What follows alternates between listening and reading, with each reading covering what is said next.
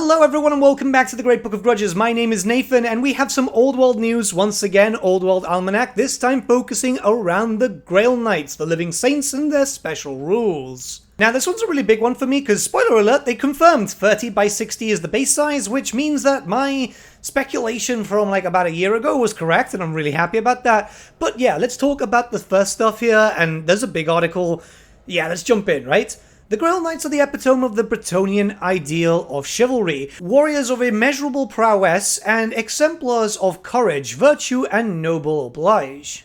Arguably the most devastating heavy cavalry plying their trade in the old world, these are literally the last living saints your average devotee of the dark gods wants to meet out on the battlefield. Alright, let's start talking about the rules. So Grail Knights are 38 points per model, which, yeah, kind of makes sense. These are the old models though. I'm wondering if we'll actually get some new ones, because these metal ones, I mean, they aged alright, but still not perfect. I would like to see some plastic ones, I'll be very honest with you. But stat-wise, weapon skill 6, amazing, yeah. Strength 4, this is obviously just like the hand weapon. Toughness 4. Wounds 1 each, initiative 5, 2 attacks each, leadership 9. You can upgrade them to a Grail Guardian too, which is obviously they're going to be like the champion. The Brett Warhorse has a movement 8. That's actually pretty fast. Weapon skill 3 and strength 3 on the horse, which kind of makes sense. Initiative 3, it's not too bad honestly.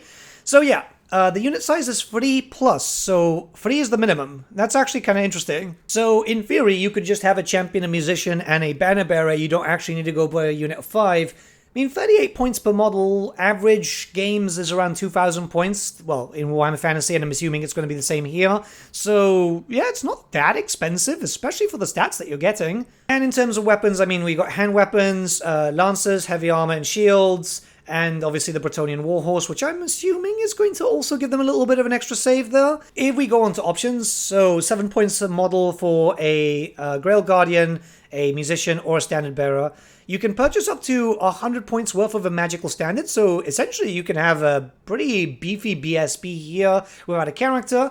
A Grail Guardian may take a knightly virtue, so okay, knightly virtues are back. I'm kind of excited about this, to be honest. It's 50 points too. It's like, woo. It's like a mini character. And then for the special rules, we've got Blessing of the Lady, Close Order, Countercharge, Finest War Horses, First Charge, Lance Formation, Living Saints, Swift Stride, and the Grail Vow. There is actually quite a lot here. Yeah, I mean, goddamn, they're going to be pretty beefy. Again, my only big concern is I really hope that they get a model update. I mean, the picture is here, so it's likely not going to be the case for the launch.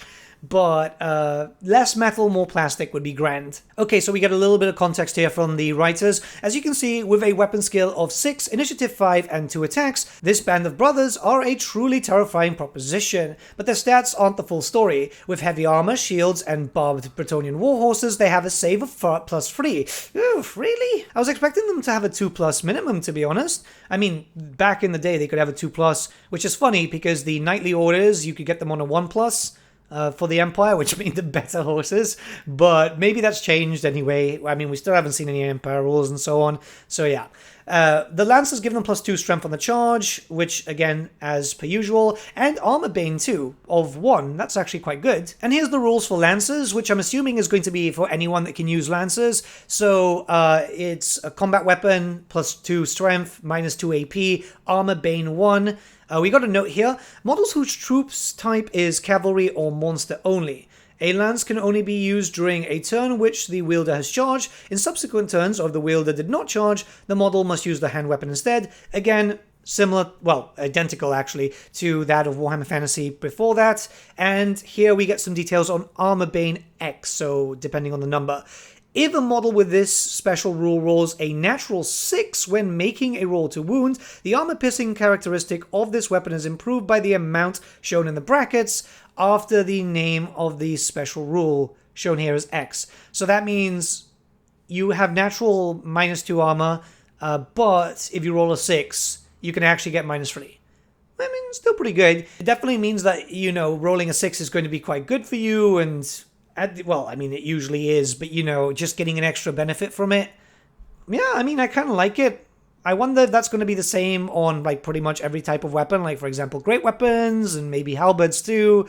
Time will tell, but I'm super happy about this. Yeah. You know, I've been painting up a lot of Bretts myself lately, so yeah, maybe I'm going to have to stop finishing up my Knights of the Realm and start looking towards doing my Grail Knights now. Okay, so we get a little bit more information here. This is a Universal Special Rule, USR for short, just one of about 75 in the game. Okay, so there's going to be a lot of Universal Special Rules. Again, that makes sense for stuff like Poison and, you know, Swift Stride and so on. This seems like a lot at first glance, but this new system simply collates a lot of special rules that once lived in several places, things like psychology, unit, coherence, or monster rules. Oh, goddamn. Yeah, this is great. So a lot of stuff which obviously is linked to a lot of armies can just be found, I guess, in the core rulebook. That's going to be a lot better rather than, oh, this is here, and then you're going to have to go around. I mean, do you remember the big red book in 8th edition was like 500 and something pages, and you literally had to just like find it, right? Or go into the glossary and go from page 102 to page 64 and so on. If they're going to group them all up together, that's going to be so much better, not just for like veteran players, but like it's going to be really good for the newbies who want to play this, you know? So this is going to be really, really good. But yeah, okay, let's look at Close Order, because this is next, right? Close Order is a good example. In the past, you just had to know that units that weren't skirmishers or fast cavalry operated in rank and files. What we now know as Close Order. Okay, so that's what they're calling it. Now, every unit has all its formations listed as a USR, calling this out and clarifying. Likewise, Stomp attacks were once listed under the monster rules, but now as a USR. It's possible to be more deliberate with which monsters have the rule and which don't. And it's also easier to remember you've got a Stomp in the first place. Yeah, I mean, that makes perfect sense. I like the system. Yeah, this sounds really, really good. It's going to be a lot easier for everyone. If the page isn't that large, you could essentially print out a few cheat sheets to always have the universal special rules out there with you on the table too. Yeah, I mean, this sounds good. Okay, so we got some other details here. Beyond USRs, there are also rules that only govern units from a single army, which are collected in the relevant army lists, and even a couple of rules that are unique to a particular unit. These are listed on the individual profiles. With that in mind, let's find out exactly what our Grail Knights are capable of. So, special rules for the Lady. The Blessings of the Lady is an army-wide rule for the Kingdom of Bretonnia. Instead of rolling to see who goes first, a Bretonnian army may instead kneel to pray for the protection of the Lady of the Lake. Oh my god, this is back. Great. Okay, that's actually not too bad. So, yeah, prayers. This grants a 6-up ward save, invulnerable save against those, against any wounds suffered, or a 5-up against wounds of strength 5 or higher. Of course, this blessing can be lost by besmirching one's own honor, either when a unit flees or a character declines a challenge. Yeah, I mean, this is great. This is old school fantasy. It's something that was in the army book, for the 6th edition army book, because that's what you use for 7th and for 8th edition also. Yeah, can't really complain. This is really, really cool. I mean, yeah, you have to let your enemy go first, but that kind of works because they'll get closer to you and that gives you a better chance of being able to charge depending on the distance. I mean, it sounds pretty good. Again, it depends. Not every game will you decide to let your opponent go first. Sometimes you'll just roll because you might just want to get in there, or maybe you just want to be a bit more aggressive. It completely depends on the player, but in most cases, at least from my experience playing a Bretonnia, you'll want to, like, wait, you know? And that's obviously in 8th edition, so hey, things might change for Old World, you never know. We don't know if we've seen all the new units just yet. I mean, we've just seen Knights on Foot, to be honest, but yeah, hoping a little bit more. This is looking to be one of the best articles we've read so far, actually. Close Order we've covered already. Countercharge is effective against monsters, cavalry, and chariots. If our Grail Knights are charged by units such as these from a longer distance than their attacker's movement characteristic, they can spur their horses D3+1 in response. Both parties count as charging, and initiative then comes into play. Oh wow, that actually sounds really good. That means, yeah, you will get charged, but you can charge in, and even if they attack first, you'll still be hitting with the +2 strength. That is actually pretty tasty. It almost makes me feel bad that I've been painting more Tomb Kings lately than I have been painting Bretonnians. I might have to start painting more knights, that's for sure. But yeah, let's continue. Finest war horses is another Bretonnian only rule. Such as the quality of these noble steeds, you may re-roll any ones when you charge, flee, or pursue before discarding any dice. If their first charge of the game makes contact, the target unit loses its rank bonus, goddamn, until the next round of combat. Lance formation allows Bretonnian knights to form their signature devastating charge formation, offering them a choice between this and close order. Alright, well, that actually sounds pretty good. Finest war horses seems to be a really good rule here, actually. This, again, I'm really disappointed in myself for not painting enough Bretonnians. That's going to be my target this week. I'm actually going to spray up a bunch after this video goes live and start sorting out some more horsemen. Man, I love when articles like this comes out because it just hypes me up more. And I tell you what, this has hyped me up for Bretonnia. I wasn't too keen on them because, let's be honest, their rules were a little bit awful for 8th edition and, well, 7th edition too, because they didn't really keep up. So, yeah, I mean, this is great. Thematic rules that just make sense with the faction with all established lore just really adds more to it, doesn't it? Oh my god, Grail Knights have so many rules. Living Saints is a great example of a unique special rule. These Grail Knights are such mighty warriors that they can individually issue challenges to enemy characters. Goblin bosses, watch out. Swift Stride adds a further 3 inches to your maximum charge range and adds plus d6 to any given charge, flight, or pursuit. Yeah, I mean, the same, I guess, barring the further maximum charge range. This is going to be interesting. This is going to be very interesting. Again, I need to start painting up more knights. Right, finally, the Grail Vow provides further benefits. They are unaffected by fear and terror, they fight with magical attacks, and the first time they fail a break test, they may automatically fall back in good order. Alright, pretty tasty. Pretty tasty.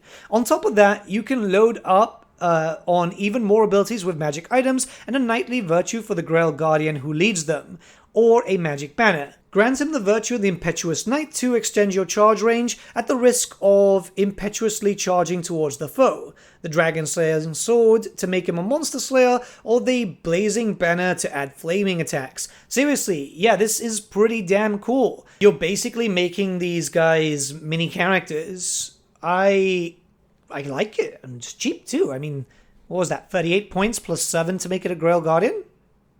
It's pretty tasty. I'm wondering how cheap peasants and stuff are going to be, because, like, a Grail Knight being 38 points? I don't know. Peasants are going to be dirt cheap, I think.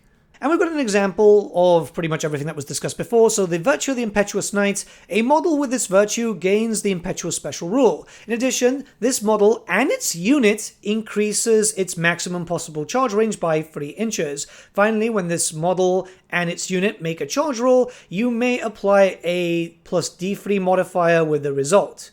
Didn't it say D6 before? Yeah, it said D6 before. That's pretty weird, but yeah, let's continue. So we got the Dragon Slaying Sword. It doesn't increase your strength or anything, but it does give you magical attacks and Monster Slayer. Monster Slayer is probably going to be like extra wounds, you know, so like D3 wounds and stuff like that, which, yeah, kind of makes sense. And then the Blazing Banner is basically, you know, flaming attacks for the unit, which, again, pretty damn good. Alright, so we have a little bit here, which is universal special rules provide the variety, character, and granularity you need for a realm as violent and varied as the World of Legend. I love the fact that they've stopped calling it World That Was, and they've gone with this name. It just sounds better for everyone. Elite units such as Grail Knights generally have the most USRs, but the lowlier likes of Bretonnian Squires have a few tricks up their sleeves. Move through cover, open order, peasantry, skirmishers, and vanguard. So vanguard is probably they're going to move forward before the game starts. Move through cover, we already know. Yeah, I mean, this is good. But to find out what these do, you'll have to complete your questing vow of buying the Warhammer, the Old World rulebook when it goes on pre-order sometime in the new year. Oh boy, I can't wait. I honestly can't wait. This is big hype, boys. This is really big hype. I am stupidly excited for this game. I can't wait for us to finally go back to our world and not have to think about end times and other situations like that. Guys, I can't wait. And no, I didn't forget about the artwork. Obviously, there's that one which is pretty much the artwork from the Bretonnia 6th edition book. I think so. Either way, I mean, it looks cool. That's the color scheme I'm going for, by the way. With my Bretts, I've gone with the Couron scheme because it just felt right. Eventually, I want to do a Musalon army. To be honest, I'd like to do like a little contingent of every single dukedom at some point. But that's like way down the line when I'm done with pretty much rebasing and painting up all my other stuff. Oh my god, I have so much of a backlog. But yeah, there is so much cool stuff shown today. I am super excited. I hope you guys are excited too. I really am happy they've started like showcasing stuff. The fact that we now know that it's a 30 by 60 has been absolutely confirmed. I've been speculating this for about a year and a half now. So hey, I was right. You know, haha. But other than that, I mean, yeah, I'm so happy. I can't stop smiling. Let me know what you guys think in the comments below. Let's start a bit of a discussion. Have a great day, guys. I know I sure as hell will.